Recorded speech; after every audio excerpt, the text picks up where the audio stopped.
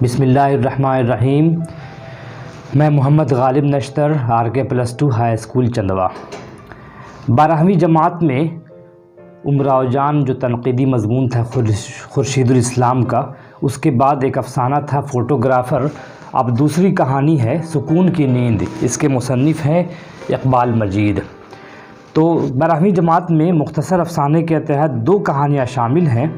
پہلی کہانی ہے فوٹوگرافر، جس کے لکھنے والے ہیں قرۃ العین حیدر، اور دوسری کہانی ہے سکون کی نیند، جس کے لکھنے والے ہیں اقبال مجید۔ تو پچھلے کلاس میں ہم نے بتایا تھا کہ افسانہ کسے کہتے ہیں۔ افسانہ ایک افسانوی نثر ہے، اردو نثر کی ایک قسم ہے افسانوی نثر۔ افسانوی نثر کے ذیل میں 3 اصناف آتی ہیں: داستان، ناول اور افسانہ۔ داستان بڑی کہانی، ناول اس سے چھوٹی کہانی، اور افسانہ سب سے چھوٹی کہانی۔ تو سکون کی نیند کے مصنف ہے، لکھنے والے ہیں اقبال مجید۔ اقبال مجید 1934 کو سیتا پور میں پیدا ہوئے۔ سیتا پور لکھنؤ کے پاس ایک علاقہ ہے، ایک باقاعدہ شہر ہے، اور 2019 میں بھوپال میں اقبال مجید کا انتقال ہوا۔ اقبال مجید نے لکھنے کا آغاز ترقی پسند دور کے زمانے میں کیا۔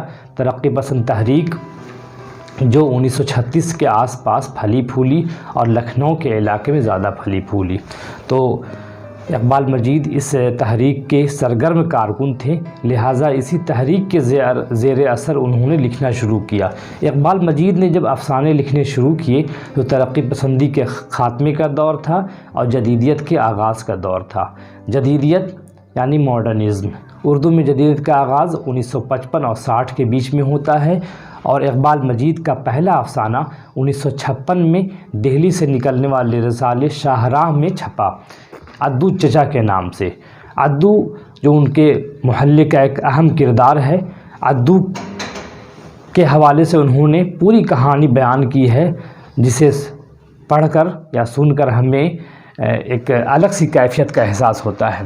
تو اقبال مجید نے افسانوی دنیا میں اور افسانوں کے علاوہ ڈرامے کی دنیا میں، تنقید کی دنیا میں ہر جگہ اپنے قدم جمائے، لیکن ان کی بنیادی پہچان ایک فکشن نگار اور ایک افسانہ نگار کی حیثیت سے ہے۔ ان کے افسانوں کے کئی مجموعے چھپے ہیں۔ مجموعہ بولتے ہیں جس میں کئی افسانے ایک ساتھ چھاپے جائیں۔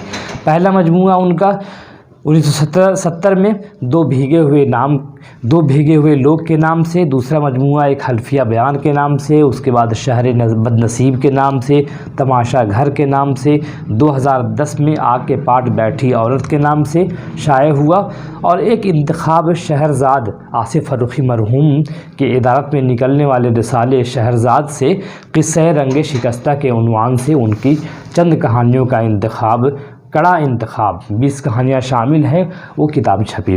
اس کے علاوہ 2 ناول اقبال مجید نے لکھے۔ پہلا ناول تھا کسی دن 1998 میں، اور دوسرا ناول تھا نمک۔ تو افسانہ اور ناول ان کا حصہ ہے۔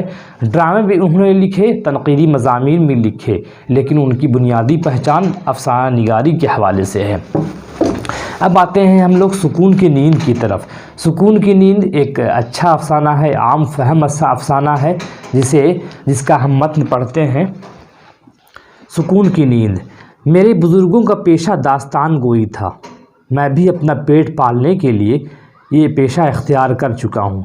میری ایک وقت کی روٹی کا انتظام ہو جائے، بس اس امید پر میں آپ کو ایک دلچسپ داستان سنا رہا ہوں۔ تو شروع کرتا ہوں نام لے کر اس خدا کا جس نے یہ دنیا بنائی۔ اسی خدا کی خدائی میں ایک ملک تھا کہ نام تھا جس ملک کا ہوا، کیونکہ وہاں کے باسی ہواؤں سے اپنی پوری ضرورت پوری کر لیا کرتے تھے۔ اس ملک ہوا کا بادشاہ جب مرنے لگا تو اس نے اپنے بیٹے کو وصیت کی کہ بیٹا اپنے محل کے سارے کمرے کھولنا، مگر وہ تالا کبھی نہ کھولنا جو ایک سرنگ کے دروازے پر لگا ہے، کیونکہ اس سرنگ میں آگ، پانی، مٹی اور ہوا ایک ساتھ قید ہیں، اور یہ بھی ایک ایسا عجوبہ ہے جو ملک ہوا کے باشندوں کی عقل و فہم سے باہر ہے۔ بادشاہ کی موت کے بعد نوجوان شہزادے کے دل میں اس سرنگ کا راز جاننے کی بے چینی ایسی بڑھی کہ تالا کھول کر سرنگ کے اندر قدم رکھ دیا اور پہنچ گیا ایسی دنیا میں جہاں 2 طرح کے انسان پائے جاتے تھے، ایک وہ جو جی رہے تھے اور دوسرے وہ جو جیتے جی مر رہے تھے۔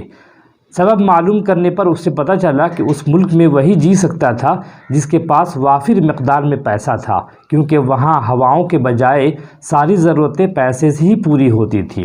شہزادے نے یہ دعائیں پڑھیں اور ہواؤں کی دیوی کو آواز دی۔ دیوی آئی تو شہزادے نے اس ملک کی پریشان حال جنتا کا احوال بتایا اور منت کی کہ ان کو پیسے سے مالا مال کر دے تاکہ سب آرام اور سکون سے رہ سکیں۔ دیوی نے شہزادے کی سفارش پر ایسا ہی کیا۔ پھر تو دونوں ہی اس دن سے اس ملک کے مزدور، بچے، بوڑھے سب سو کر اٹھتے تو دیکھتے کہ ان کے نیچے کے تکیے کے نیچے 2 لاکھ روپے رکھے ہیں۔ یہ پوری کہانی ہے، ابھی ہم کوشش کریں گے کہ اس کے خلاصے سے کام چلا لیں۔ آپ لوگ کہانی پڑھ لیجئے گا۔ اقبال نے سکون کی نیند میں ایک داستان گو بن کر کہانی سنائی ہے۔ داستان گو مطلب کہانی سنانے والا۔ یہ کہانی ایک ملک کے ہوا کے بادشاہ کی ہے جو مرتے وقت جوان بیٹے کو یہ وصیت کرتا ہے کہ بیٹا اپنے محل کے سارے کمرے کھولنا مگر وہ تالا کبھی نہ کھولنا جو ایک سرنگ کے دروازے پر لگا ہوا ہے، کیونکہ اس سرنگ میں آگ، پانی، مٹی اور ہوا ایک ساتھ قید ہیں۔ بادشاہ کے انتقال کے بعد شہزادے سے رہا نہ گیا اور آخر اس نے دروازہ کھول ہی دیا اور اس میں داخل ہو گیا، جہاں اسے 2 طرح کے آدمی ملے، ایک وہ جو جی رہے تھے اور دوسرے وہ جو جیتے جی مر رہے تھے۔ سبب معلوم کرنے پر اسے پتہ چلا کہ اس ملک میں وہی جی سکتا ہے جس کے پاس ڈھیر سارا پیسہ ہو، کیونکہ وہاں ہواؤں کے بجائے ساری ضرورتیں پیسے سے ہی پوری کی جاتی تھی۔ شہزادے نے دعائیں مانگی اور ہوا کی دیوی کو بلایا۔ جب دیوی آئی تو اس نے کہا کہ ان سب کو روپیہ پیسے سے مالا مال کر دے تاکہ وہ سب آرام اور سکون سے رہ سکے۔ دیوی نے شہزادے کی بات مان کر ایسا ہی کیا۔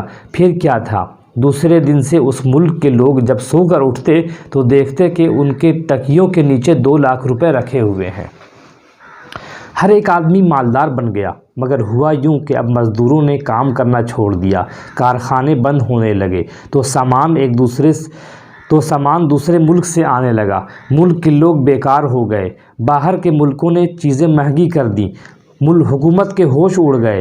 حکومت نے دانشوروں کو جمع کر کے بحث و مباحثہ کرایا اور آخر یہ طے پایا کہ چونکہ دیوی نے شرط لگائی تھی کہ رات کو سونے کے بعد تکیے کے نیچے سے روپیہ نکلیں گے، اس لیے لوگوں کو رات کو سونے ہی نہ دیا جائے۔